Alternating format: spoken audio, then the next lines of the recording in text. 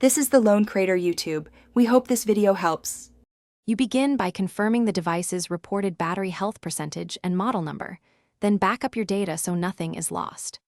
Once done, connect a reliable charger and ensure the battery is above 20% so resets won't fail.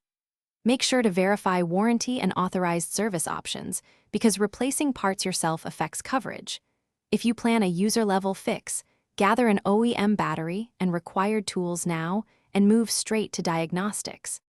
You update the operating system and firmware first, since many health issues are software-related and fixes arrive in updates. After updating, run the vendor's official diagnostics so you can see cycle count, cell balance, and capacity. These numbers tell you whether recalibration will help. If diagnostics indicate it, perform a controlled calibration. Charge to 100% and let the device sleep until shutdown. Then charge uninterrupted to 100% again. This helps the system estimate capacity more accurately. If calibration and updates don't restore capacity, replace the battery with an OEM unit or have an authorized technician perform the swap.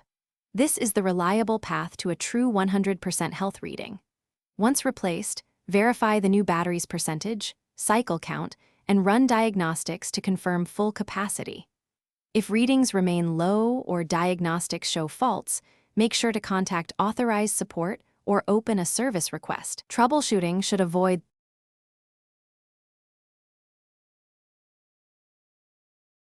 Thanks for watching. Consider subscribing if we helped you.